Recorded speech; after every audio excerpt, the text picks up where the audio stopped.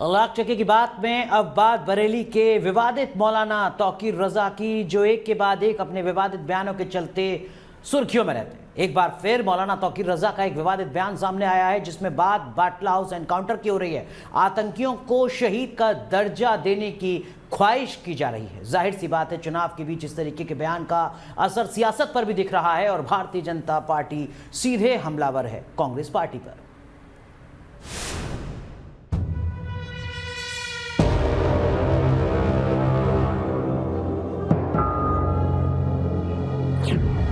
पहले हिंदुओं को दी खुली धमकी, नौजवान बेकानून हो गया और कानून अपने हाथ में लेने पर मजबूर हो गया तो तुम्हें हिंदुस्तान में कहीं पनाह नहीं मिलेगा। अब आतंकियों के लिए बहाए आंसू।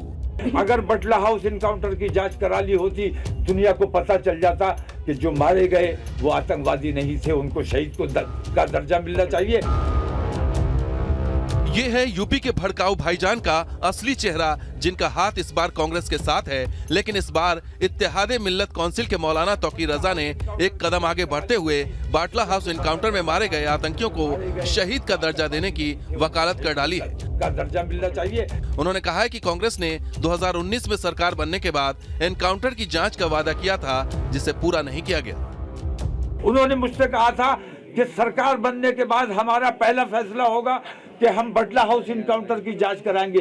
अगर बटला हाउस इनकाउंटर की जांच करा ली होती, दुनिया को पता चल जाता कि जो मारे गए वो आतंकवादी नहीं थे, उनको शहीद का दर्जा मिलना चाहिए। इतना ही नहीं, बरेली के ये भड़काऊ भाईजान बटला हाउस एनकाउंटर में शहीद हुए इंस्पेक्टर के बारे में भी उल जलूल दलीलें दे रहे हैं। जो इंस्पेक्टर शर्मा मारे गए उस एनकाउंटर में, उनका कत्ल हुआ, उनको भी उनकी पुलिस ने मारा था, जांच नहीं कराई गई। एक तरफ कांग्रेस को समर्थन तो दूसरी तरफ बटला हाउस एनकाउंटर के बहाने कांग्रेस पर ही हमला। मौलाना तौकीर रजा ने कांग्रेस के लिए स्थिति असहज बना दी है, तो वहीं बीजेपी कांग्रेस से इस मामले में सफाई की मांग करने लगी है। बाटला हाउस एनकाउंटर में मारे गए आतंकवादियों के मृत शरीर को देख करके आदरणीय सोनिया गांधी 3 रातों तक सो नहीं पाई थी और वो बहुत रोई थी।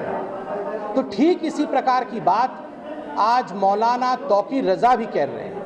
कहीं ना कहीं तौकीर रजा और सोनिया जी, तौकीर रजा और कांग्रेस पार्टी दोनों की सोच एक समान है। इससे पहले भी मौलाना तौकीर रजा का 59 सेकंड का एक विवादित वीडियो सामने आया था, जिसमें वो हिंदुस्तान के नक्शे को बदलने की धमकी देते नजर आ रहे थे। भाइयों से खास तौर से कह रहा हूं, जिस दिन ये नौजवान बेकानून हो गया और कानून अपने हाथ में लेने पर मजबूर हो गया तो तुम्हें हिंदुस्तान में कहीं पनाह नहीं मिलेगा। हिंदुस्तान का नक्शा बदल जाएगा। सवाल मौलाना तौकीर रजा से ज्यादा कांग्रेस पर है, क्योंकि हिंदुओं को धमकी देने वाले इस भड़काऊ भाईजान से प्रियंका गांधी ने हाल ही में मुलाकात की थी और उनसे समर्थन भी लिया था।